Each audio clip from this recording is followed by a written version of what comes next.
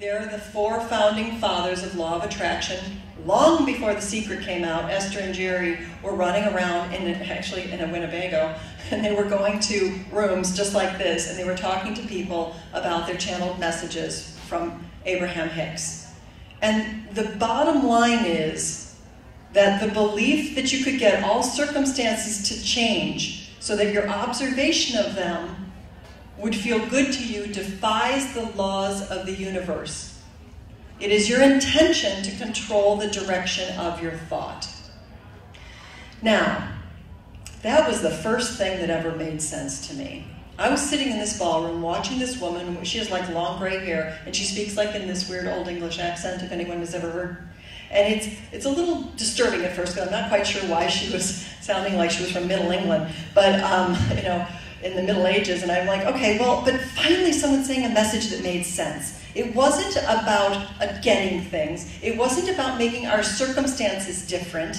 It wasn't about changing. When I get the big house, I'm going to be happy. When I get a new pool, I'm going to be happy. When I get a new car, I'm going to be happy. It wasn't about that.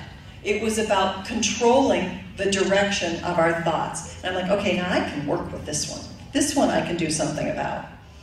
So I decided to come up with my own science. Why not, right? I like to put a little bit of the hippie side with a little bit of the yuppie side and put together something I call pragmatic metaphysics. Taking all the books, all of the studies, everything I have ever gathered over the years, and put it together in something that made sense. Because all I ever hear is, give me the executive summary. Don't bother me with the details, just tell me what I need to know. So I went ahead and I put together a list. A list of 14 shortcuts for happy living, and we're going to go through those today. But before we even get to the shortcuts, I think we have to back up a little bit and look at the goals. What was the purpose? Not the purpose of life, but what was my purpose now? I had all these years behind me, I had all these years to go, and I just want to get it right this time. So I started thinking there's only 2 objectives I could come up with that apply to every single solitary situation. And that's to love it or to learn from it. So, in any situation, I challenge you from this day forward to put yourself on this meter. Not on the meter of possessions, not on the meter of money, not on the meter of did we get to go out on Saturday night or Sunday night or anything else. Ask yourself, did I love this situation? Did I love this experience? Do I love my car? Which I did, actually. It was an awful lot of fun. So if you can say I loved it, you're on track. Because why? Because it changes your resonant value. And we're going to get into that. But we all have a resonant value. And guess what? It's transparent. We can all see it in each other. I can see it in every single one of you. You can see it in me. When you're doing something you love, you're involved with something you love, your energy changes. The other thing is, did you learn it? Now, this isn't always the fun part, and usually this is the not fun part. This is about when you're with somebody and you went out to lunch and you got back and you're like, oh my God, I am so drained. That wasn't fun at all. And then you have to shake it off. You're supposed to learn from that.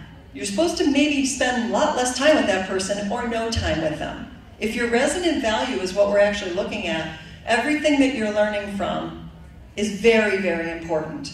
Now, I tour all over the country now, and we've had the opportunity to do workshops, and I have the chance to talk to a lot of people who come to our booth, and we do little diagnostics. And I recently had someone say to me, and they started to cry, they were very upset, they said, I just lost my job. I don't know what I'm going to do. I was in this position, and it was a new job, and I'd only had it for 2 years, and I lost the one before it. I said, well, let me ask you a question. Did you love it? No, I hated it. It was terrible. It was a miserable job, but I thought it was the next step. I thought it was what I was supposed to do. I'm like, do you not see that this is a gift? The fact that your job ended is because you created a gift so you could get the heck out of there. You don't belong in that job. Now let's get back and focus on creating and crafting something that will get your value up so you will love it. And the person started immediately talking about what they loved, a combination of horses, a combination of education, a combination of hypnotherapy, which is where you put children and people who want to learn and get back into centered on earth on horses.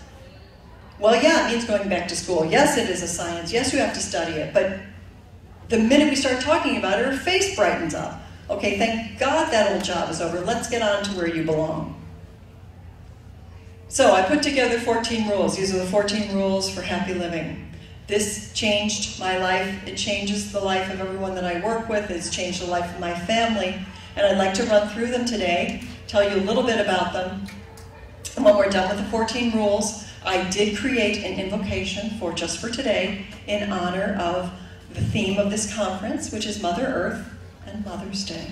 And so we're going to spend less, I want to make sure I leave enough time. So we're going to spend at least 5 minutes doing that. So we're going to go through these pretty quickly.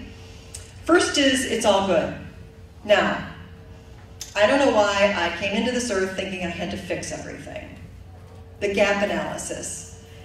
There's probably always something wrong and it's probably my job to fix it. That's what I used to think. Well, the truth is that's just plain old wrong. Although it is programming, because we used to either eat or be eaten.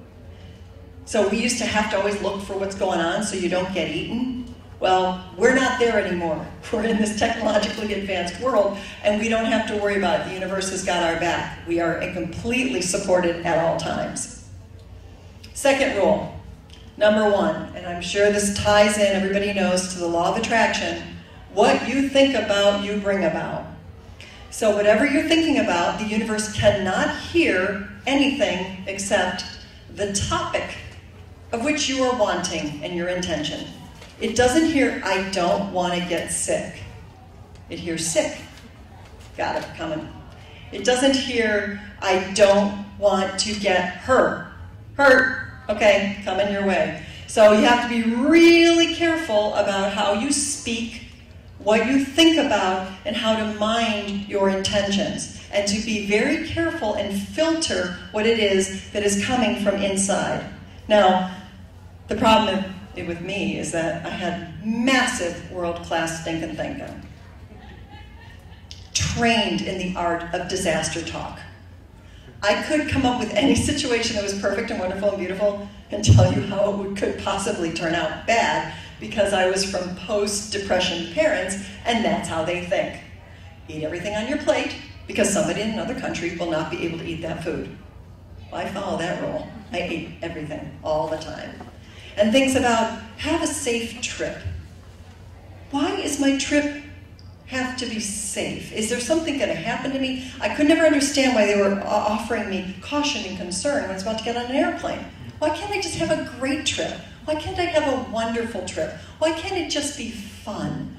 And so I had to really do a whole lot of work here.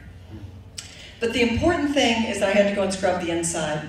And I always like to promote resources. Part of the future of this world, I would like to see where everybody has a scrubbed inside.